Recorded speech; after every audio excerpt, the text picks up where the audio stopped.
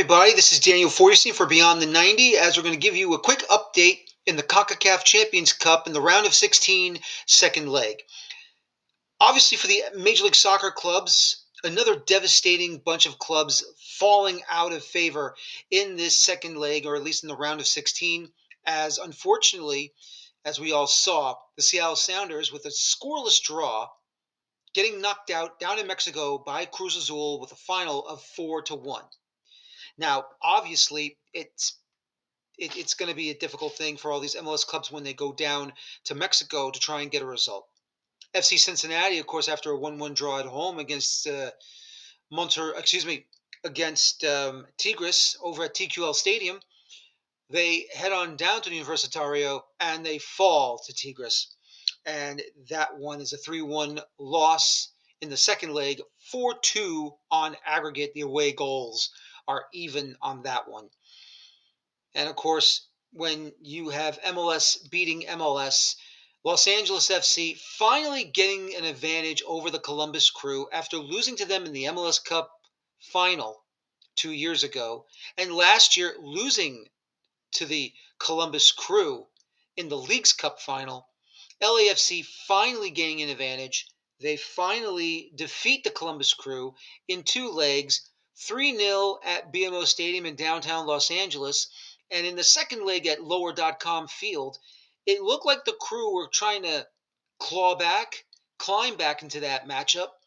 They had 2 goals in the first half, nothing in the second half for the Crew, and unfortunately for them, the away goal by Denny Bawanga in second half stoppage time buried their any chance of fighting back and putting themselves into a position to either force penalties or possibly going into a victory. Well, unfortunately for the Crew, they got revenged by Los Angeles FC. They move on to the quarterfinals. But give credit to the Los Angeles Galaxy. They were down 1-0 on aggregate, losing down in Costa Rica by Herediano.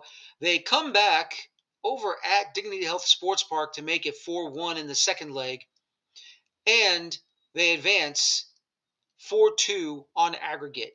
But for Canada and the Vancouver Whitecaps, the lone Canadian side, they advance, leveling the aggregate at 3-3 with Monterrey, but on away goals, they scored 2 down in Mexico and win on away goals 2-1.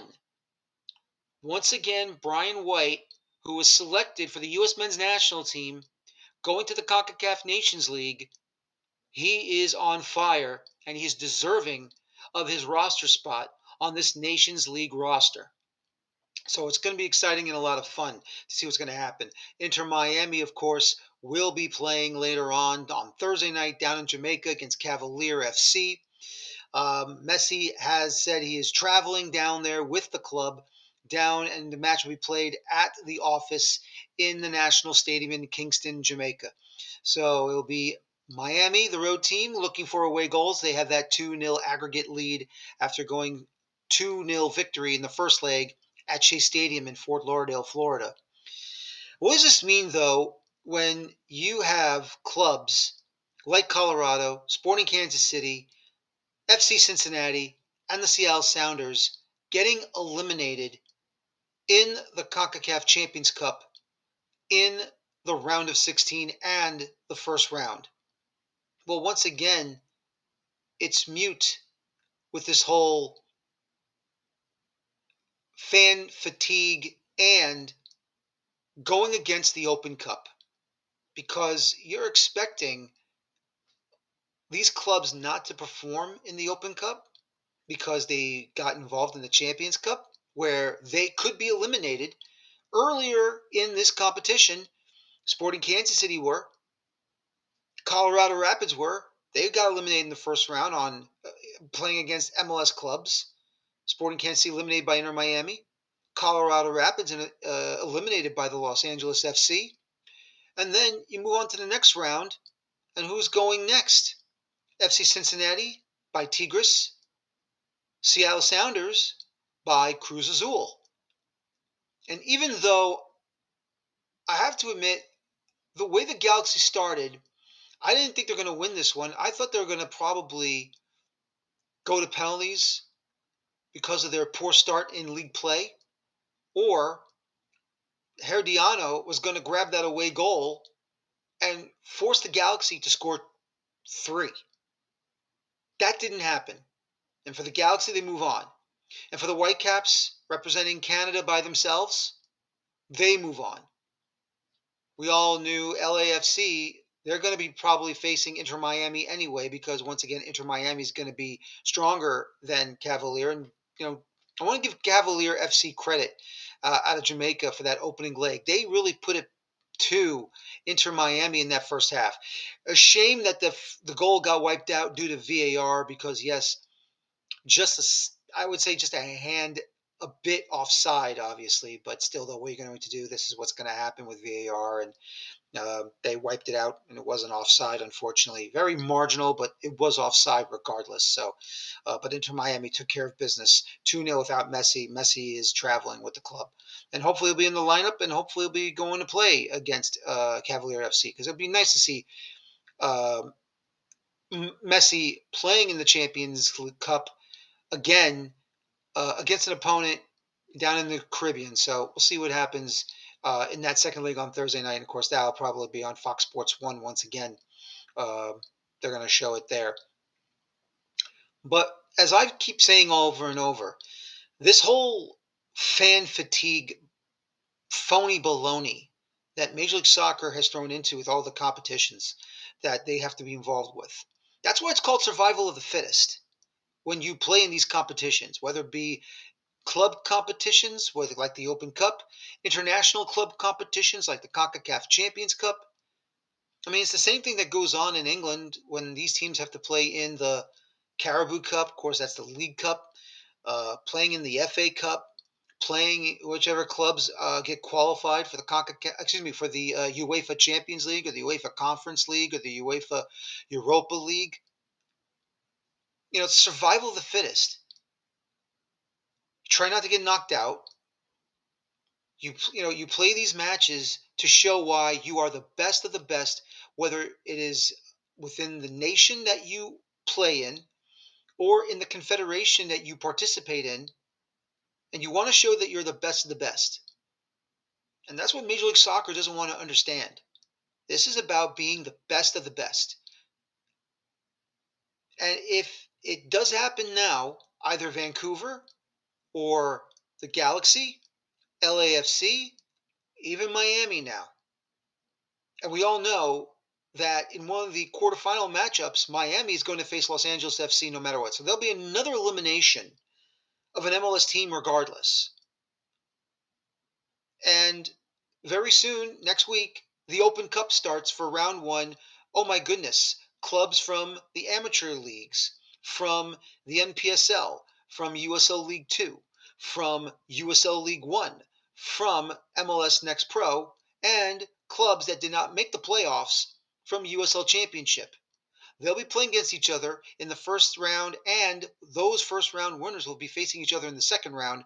And then the second round winners later on will be facing the 16 USL Championship clubs that made the playoffs in their respective conferences. So, where is this fan fatigue? Where is this phony baloney from Major League Soccer? Survival of the fittest. You're starting in the later rounds. You're starting in the fourth round. I mean, what's the problem? There shouldn't be a problem. This is about real competition. And another thing, what really bothers me is that with this League's Cup, with this 3 extra spots for the CONCACAF Champions Cup, what good does it do? Because we're not seeing these clubs who make it into the Champions Cup through League's Cup, whether it be the League's Cup champion, which is the Columbus Crew, they're one and done. LAFC right now, of course, were the runners-up. They're moving on, and they beat up not only The Colorado Rapids, who were the third place finishers that went to the CONCACAF Champions Cup, but they also beat up now, finally, third time's the charm, the Columbus Crew, who won the League's Cup last year. So what's the point of it that we're going to overload MLS clubs in the CONCACAF Champions Cup, yet two of the three clubs don't advance deep into the tournament? So what's the point then? We all know what the reality is. It's about control. Control of the domestic game in this country. And the control of that is what Major League Soccer is trying to do. Well, I feel like that's wrong. And hopefully U.S. Soccer, even though we all know what's going on, um, allowing USL to create a first division league, I really do hope that they actually grab the reins, pull back hard, and tell Major League Soccer enough is enough. But we'll see what happens down the road. But once again, CONCACAF Champions Cup round of 16 second leg. Two more MLS clubs have been ousted. Actually, three, if you count the Columbus Crew, as that was an MLS on MLS crime, losing to LAFC. So now you have Colorado Rapids eliminated, Sporting Kansas City eliminated, Columbus Crew eliminated. You also have FC Cincinnati eliminated, and you have Seattle Sounders eliminated. Galaxy, Miami hasn't played yet, but they're going to basically advance regardless. So Galaxy, Miami, Whitecaps are advancing, but they represent Canada, and of course LAFC. So that's four clubs in MLS that are definitely going to be advancing into the quarterfinals, and 4 of the 9 are going through. 5 of the 9 are done and dusted. I think it's time that once again that we implore MLS to stop this foolishness and just please, please, now that San Diego FC is in the league, all 27 American MLS clubs must participate in the U.S. Open Cup. Plain and simple. That's what I see. So join me next time as we get ready for some more videos here on the Beyond the 90, talking about American soccer here, whether it be clubs in the lower leagues, clubs in the international competitions, of course, the U.S. Open Cup, and our U.S. men's national team in tournaments like the CONCACAF Nations League. Of course, the Gold Cup will be coming very soon this summer, and of course, other friendlies that are coming around very soon. Of course, friendlies, once again, as the United States is going to take on in June in that international window. They'll be taking on both Turkey and Switzerland. I believe Turkey will be played at in East Hartford, Connecticut, over at the college football stadium that is used by University of Connecticut, UConn. And then, of course, the next game will be in Nashville at Geodis Park as the U.S. men's national team will take on Switzerland. So that should be a lot of fun. That should be exciting, and I cannot wait for that. Once again, my name is Daniel Feuerstein. I'm here on Beyond the 90. Once again, join me, Carter Kirschner, and the many other writers that cover lower level soccer, as once again the U.S. Open Cup, and of course international club competition, and our U.S. men's national team and our U.S. women's national team. Thank you everyone for watching this video here on Beyond the 90. Once again, I'm Daniel Feuerstein, and you have a very good evening or a good day whenever you watch this video. Bye-bye for now.